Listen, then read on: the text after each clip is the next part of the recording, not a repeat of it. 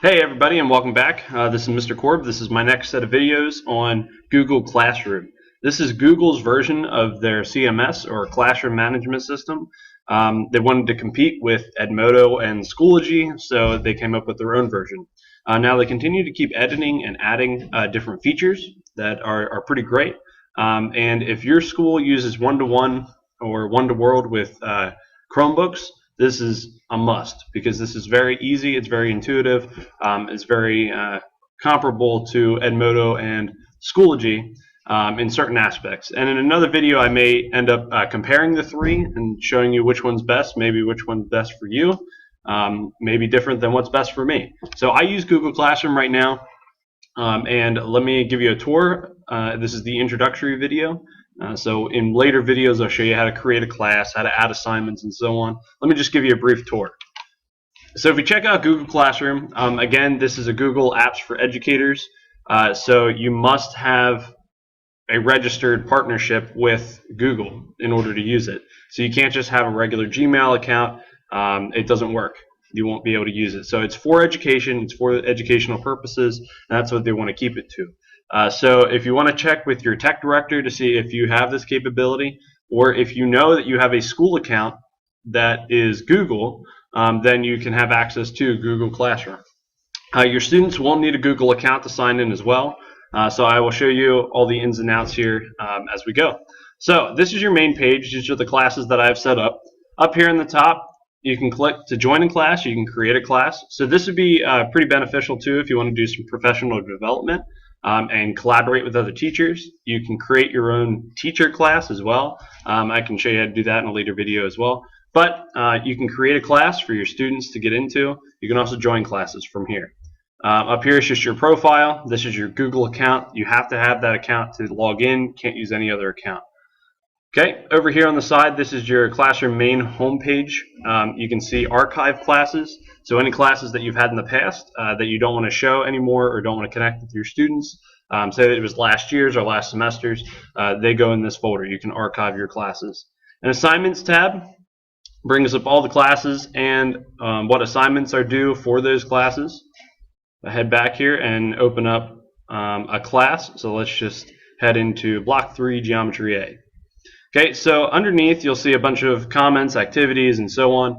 This is a great way to organize their data. This is the main stream. This is what your students will see the first time they log in. So if you come down here, this is your notification window. You can send an announcement where you can attach a document, any kind of file. You can go to your Google Drive, which again, that's one of the great things about Google Classroom is it links directly into your Google Drive. So you don't have to worry about uploading a document that's not compatible, and so on. You can also embed YouTube videos right from here, and also you can post links.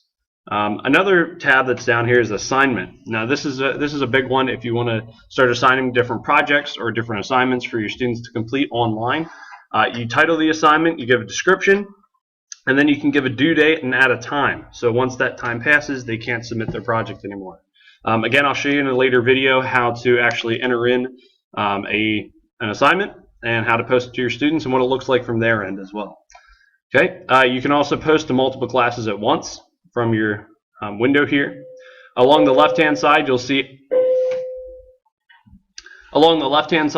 upcoming assignments. You'll have you can show deleted items, and then this is the big one. This is the class code. You want your students to be able to enter into the class, and to join a class, you need a class code. So you will give them this code, they'll go on, they'll sign in, join class, and they'll enter this code. And they are signed up for your class. Another tab that's great is the Students tab. If your students have access to email, you can automatically send them emails right from here to their student account. So you can communicate one-on-one with those students, which is awesome. That's really what you can do from this page. In the About section, this is where you want to put your classroom materials. You'll see your email address. You'll see the Google Drive folder where all this is housed. So anytime you upload a document, it creates copies for you as a teacher to keep and hang on to. You can add materials, so paper assignment copies. This is what I do. I have weekly assignments due. I have project guidelines, learning goals, web resources, course materials, basically all the stuff that they're going to need throughout the course. This is just a single page right where they can go at any time, and they can find anything that they need. So that's basically the ins and outs of Google Classroom. It's very easy, it's very intuitive, and there are some great other little features that I'll be showing in later videos. But overall, that's Google Classroom. All right, this has been Mr. Korb with another tech tip. Hopefully this has been helpful. And next time, we'll dive a little bit deeper into Google Classroom. All right, see you next time.